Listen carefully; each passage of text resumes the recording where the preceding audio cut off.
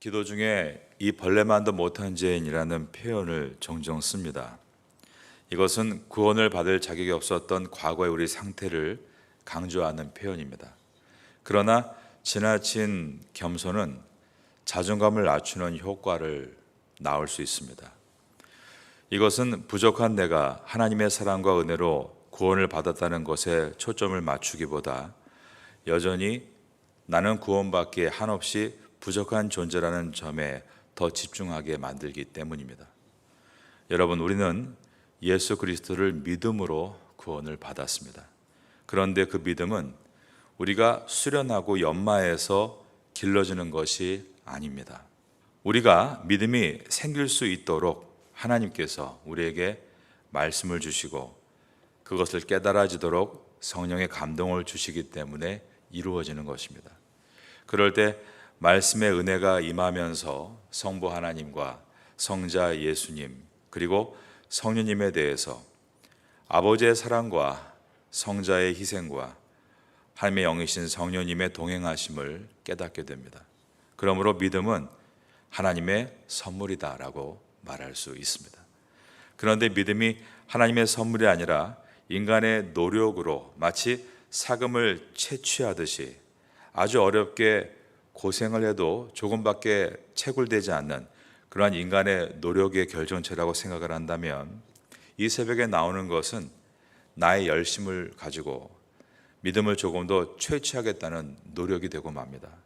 그러나 믿음은 하나님이 주시는 선물이고 내가 하나님의 선물인 믿음으로 예수 그리스도를 나의 구주로 영접하고 구원을 받았으니 그 은혜에 감격하기 때문에 새벽에 나오는 것입니다. 그런 마음으로 새벽에 나온다면 그것은 믿음을 조금 더 채굴하기 위해서가 아니라 주신 믿음에 감사하며 나오는 것입니다. 만일 인간의 노력으로 믿음을 채굴하는 것이라고 생각한다면 그 부족함을 채우기 위해서 무언가 더 열심히 더 해야 한다는 그러한 조급함에 빠지기 쉽습니다. 갈라디아 지역의 여러 교회들은 사도 바울이 1차 선교 여행 때 세워진 교회들입니다. 이방의 빛으로 부름받은 바울의 복음 선포를 듣고 기쁨과 믿음으로 시작이 된 교회들입니다. 오늘은 갈라디아서의 배경이 되는 역사서인 사도행전을 통해 이 역사적 배경도 함께 여러분께 말씀을 드립니다. 사도행전 13장 47절 이하에 보면 사도 바울은 주께서 이같이 우리에게 명하시되 내가 너를 이방의 빛으로 삼아 너로 땅끝까지 구원하게 하리라 하셨느니라 하니, 그러면서 복음에 대해서 자기의 간증을 포함해서 전했습니다. 그러자 이방인들이 듣고 기뻐하여 하나님의 말씀을 찬송하며 영생을 주기로 작정된 자는 다 믿더라. 그 다음 보니까 주의 말씀이 그 지방에 두루 퍼지니라. 갈라디아 지방에 퍼졌던 복음의 사건을 기록하고 있습니다. 갈라디아 사람들은 복음을 듣고 예수 그리스도를 자신의 구주로 영접했을 때 성령을 받는 체험을 했습니다. 그러면서 갈라디아의 수많은 사람들이 복음을 듣고 믿게 되었다. 사도행전 14장 1절을 읽어드립니다. 이에 이고니온에서 두 사도가 함께 유대인의 회당에 들어가 말하니 유대와 헬라의 허다한 무리가 믿더라. 복음의 폭발적인 역사가 일어났던 것입니다. 그런데 사도 바울과 바나바가 갈라디아 지역을 떠나고 나서 그곳에 거짓 형제 유대주의자들이 들어옵니다. 그래서 예수님의 십자가를 믿는 것만으로는 구원의 충분 조건이 되지 못한다. 그것과 함께 할례를 행해야 한다. 음식의 규례를 지켜야 한다. 절기를 따라야 한다. 즉 유대인이 되어야만 구원을 얻는다라고 했을 때 그들의 마음이 흔들리고 말았습니다. 이것에 대해서 사도 바울은 오늘 본문을 시작하면서 탄식의 소리를 내뱉습니다. 오늘 본문의 첫 절인 갈라디아서 3장 1절을 보겠습니다. 어리석도다 갈라디아 사람들아, 예수 그리스도께서 십자가에 못 박히신 것이 너희 눈앞에 밝히 보이거늘 누가 너희를 꾀더냐. 성경 원어로는 아노에토이 갈라타이로서 하고 탄식하며 시작합니다. 사도 바울이 탄식하는 이유는 갈라디아 교회 성도들은 사도 바울이 전한 복음을 통해 예수 그리스도께서 십자가에 못 박히신 것을 그들 눈앞에서 생생하게 보듯이 말씀의 은혜를 체험했고 성령의 임하심까지 체험을 했습니다. 2절입니다. 내가 너희에게서 다만 이것을 알려 하노니 너희가 성령을 받은 것이 율법의 행위로냐 혹은 듣고 믿음으로냐. 성령이 임하셔서 그들 심령에 내주하신 사건은 분명한 구원의 증거였습니다. 그런데 이런 구원의 사건은 그들이 율법을 지켜서 일어난 일이 아닙니다. 그들은 헬라인들로서 유대인의 율법을 알지도 못한 상태였습니다. 그들은 오직 십자가의 복음, 이신층의의 복음을 듣고 그것을 믿을 때 성령께서 내주하시는 체험을 한 것입니다. 그런데 예수 그리스도의 복음을 믿고 구원을 받아 성령의 내주하심을 체험한 그들이 유대주의자들의 현혹된 말에 속아서 구원의 확신이 흔들리고 구원을 이루기 위해서 율법의 종이 되겠다고 하는 것은 그것은 성령으로 시작한 그들이 다시 육체로 돌아가는 것이다 라고 했습니다. 3절입니다. 너희가 이같이 어리석으냐 성령으로 시작하였다가 이제는 육체로 마치겠느냐.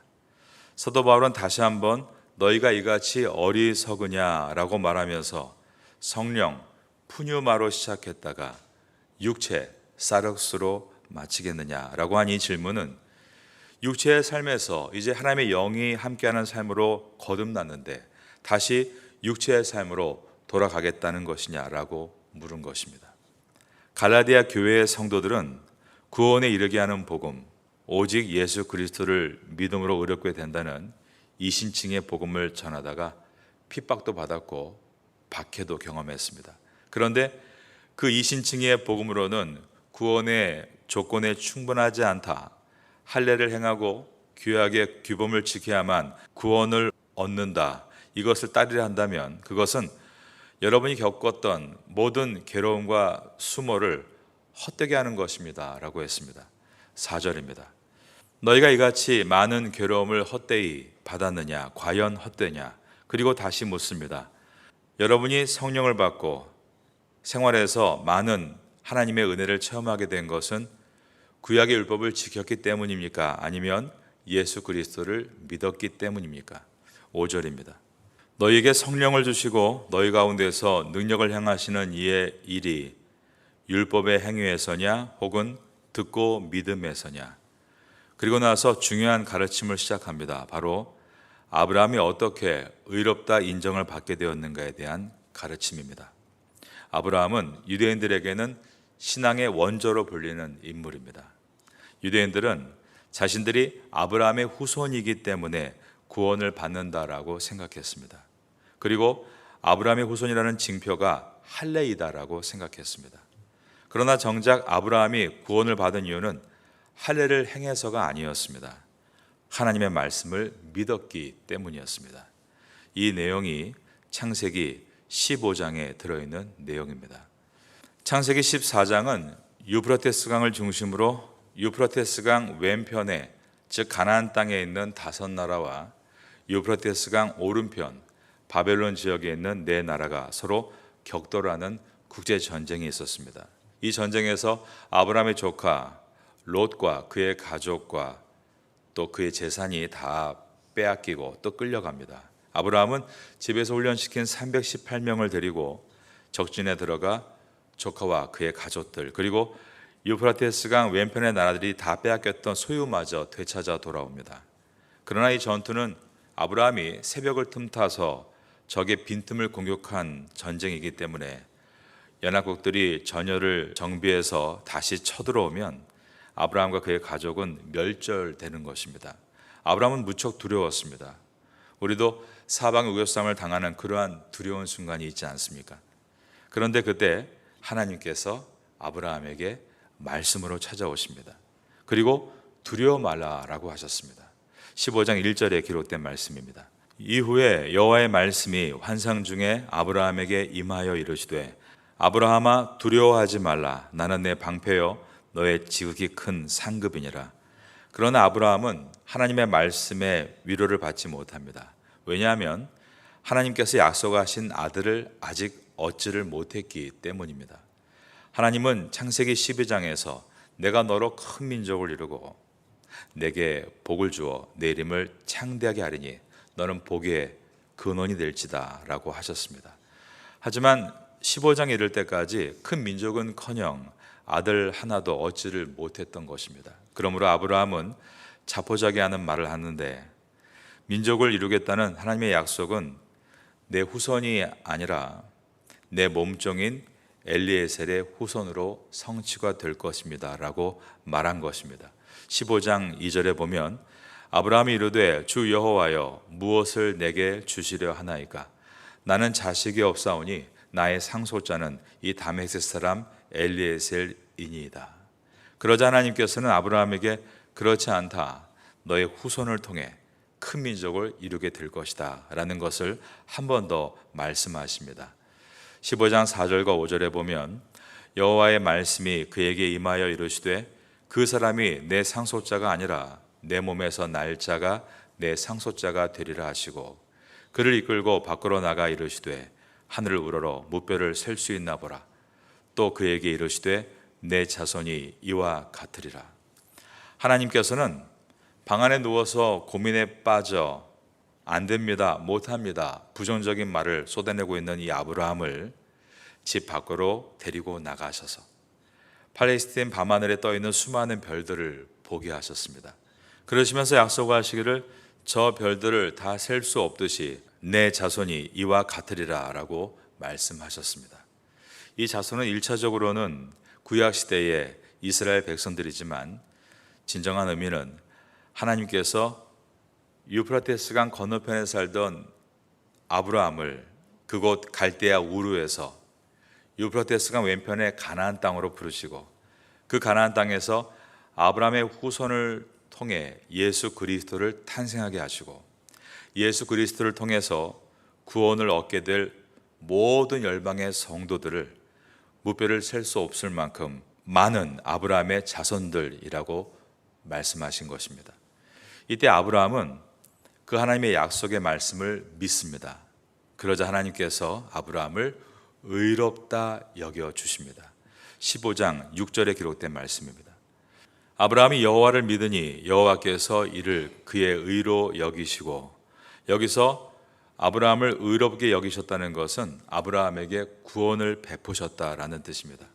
이처럼 성경은 신앙의 시조인 아브라함 때부터 하나님의 말씀을 믿음으로 의롭다함을 얻었다, 즉 구원을 받았다, 이 신칭의입니다. 써이 믿음신, 칭할칭, 의로울 의, 믿음으로 구원을 받는다고 말씀한 것입니다.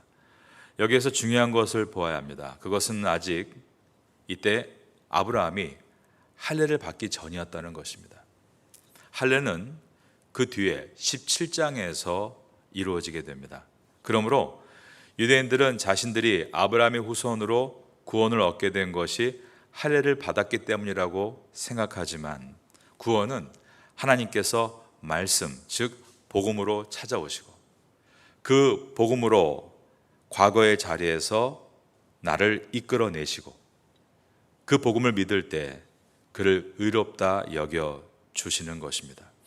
아브라함이 하나님을 찾은 것이 아니었습니다. 하나님께서 아브라함을 말씀으로 찾아오셨습니다. 그리고 아브라함을 그가 앉은 방에서 말씀으로 불러내셨습니다. 구약에서 자주 등장하는 표현이 있습니다. 아브라함의 하나님, 이삭의 하나님, 그리고 야곱의 하나님이라는 표현입니다. 이것은 여러 의미가 있지만 그 중에 중요한 의미는 하나님은 각자 개인의 하나님이시다라는 뜻입니다. 내가 예수 그리스도를 영접하고 구원을 받았다고 해서 내 아들, 내 손자가 덤으로 구원을 얻는 것이 아닌 것입니다. 구원의 사건은 개인적인 것으로서 내 아들도 예수 그리스도를 영접하는 인격적인 경험이 있어야만 구원을 얻는 것이고, 내 손자도 예수 그리스도를 영접하는 인격적인 경험이 있어야만 구원을 얻게 되는 것입니다. 그런데 유대인들은 자신이 혈통으로 아브라함의 후손이기 때문에 자신들도 아브라함의 구원을 자동으로 받는다고 생각했고, 아브라함의 후손이라는 증거가 할례라고 생각을 했습니다. 그러나 하나님께서 아브라함을 의롭게 여겨주신 것은 그가 할례를 행할 때가 아니라 할례를 행하기 전에 하나님의 약속의 말씀을 믿을 때였습니다. 그러므로 구원은 믿음으로 받게 되는 것입니다. 이것이 이해되시면 아멘 하시기 바랍니다. 다시 갈라디아서 3장으로 돌아가겠습니다. 6절과 7절입니다. 아브라함이 하나님을 믿음에 그것을 그에게 의로 정하셨다 함과 같으니라. 그런즉 믿음으로 말미암은 자들은 아브라함의 자손인 줄 알지어다. 그러므로 아브라함과 같이 예수 그리스도를 구주로 믿은 저와 여러분은 영적으로 보면 아브라함의 자손이라는 것입니다. 성경은 하나님께서 아브라함에게 복음을 전하셨다라고 표현합니다. 8절입니다. 또 하나님이 이방을 믿음으로 말미암아 의로 정하실 것을 성경이 미리 알고, 그 다음 보니까 먼저 아브라함에게 복음을 전하되 모든 이방인이 너로 말미암아 복을 받으리라 하였느니라. 아브라함은 하나님의 약속대로 사라의 몸을 통해 아들을 낳습니다. 우리가 알고 있는 이삭이죠. 그런데 창세기 22장에서 하나님은 아브라함의 하나밖에 없는 아들 독자 이삭을 모리아 산으로 데리고 가서 바치라 라고 말씀하셨습니다. 아브라함은 즉각적으로 순종해서 다음날 아침 일찍 이삭을 나귀에 태우고 자신은 걷고 두 사환에게는 이삭을 제물로 바칠 태울 불과 장작을 매게 했습니다. 그렇게 3일 길을 걸어간 후에 이제 모리아산 초입부터는 두 사환과 나귀를 돌려보내고 아브라함이 이삭을 제물로 바치기 위한 칼과 불을 들고 이삭에게는 이삭을 태울 나무 장작을 지게 합니다. 이 장면이 무엇을 보여줍니까? 예수님께서 십자가를 지시기 위해 예루살렘 성에 입성하실 때 어린 나귀를 타고 입성하십니다. 그때 모든 군중들이 옷을 벗어 땅에 깔았는데 그 이유는 예수님의 발에 흙먼지가 묻지 않게 하려는 경외의 표식이었습니다. 마찬가지로 아브라함에게 있어서 독자 이삭은 그 아들을 나귀에 태워서 발에 흙먼지를 묻히고 싶지 않은 그러한 귀한 아들이었던 것입니다. 아브라함이 아들을 제물로 바치기 위해 삶을 길을 간 시간은 아브라함에게 있어서 아들의 죽음보다 훨씬 더 아픔을 겪는 시간이었습니다. 그 3일의 시간은 바로 예수님께서 십자가에 죽으시고 장사 지낸 시간으로서 그때 하나님의 마음은 그분이 신이시기 때문에 무덤덤하신 것이 아니라 그것이 얼마나 큰 아픔이었는가를 아브라함에게 체울하게 하셨습니다. 아브라함이 아들 이삭과 올라간 모리아산은 훗날의 예루살렘 성전의 자리로서 성전은 예수 그리스도를 예표합니다. 하나님께서 아브라함에게 명하신 것은 테스트였습니다. 시험으로서 아브라함이 정말 믿음으로 순종하는 것을 보았을 때 하나님은 미리 예배해 놓으신 숫 양을 보여주시고 독자 이삭 대신에 바치게 하셨습니다. 그러나 하나님께서는 그 위에 더 높으신 이가 없으신 스스로 계신 전능하신 분이시기에 당신의 독생자를 성전의 번제와 같이 십자가에 내어주셨고 아버지가 제물로 바치려고 결박할 때 이삭이 순종했던 것처럼 예수 그리스도는 그 전날 땀이 핏방울처럼 흐르듯 기도하실 때 나의 원대로 마옵시고 아버지의 뜻대로 하옵소서라고 순종의 기도를 드리셨습니다. 하나님께서는 시험을 통과한 아브라함을 기뻐하시고 약속의 말씀을 주시는데 그것은 내 씨로 말미암아 대적의 문을 취하리라라는 말씀이었습니다. 이것은 아브라함의 독자 이삭을 두고 하신 말씀이 아닙니다. 왜냐하면 이삭은 그 성향이 대적의 문을 뜯어내고 성을 점령할 수 있는 그러한 사람이 아니라 매우 온순한 사람이었기 때문입니다. 이것은 훗날 아브라함의 후손을 통해 오실 독생자 예수 그리스도를 이 땅에 보내시겠다는 말씀으로서 예수 그리스도께서 십자가 위에서 죽으심으로 인류를 사망의 권세로 막고 있는 마귀의 권세를 깨뜨리시고 그 문을 뜯어내셔서 영혼을 구원하게 되실 것이다 라는 말씀이었습니다. 바로 이것이 기독교의 복음이고 우리가 예수님을 믿을 때 그 믿음이란 이것을 믿는 것입니다. 오늘 본문의 마지막 절인 3장 9절을 보겠습니다. 그러므로 믿음으로 말미암은 자는 믿음이 있는 아브라함과 함께 복을 받느니라. 갈라디아서를 통해서 믿음의 깊은 우물을 만나시는 여러분 되시기를 예수님의 이름으로 축원합니다.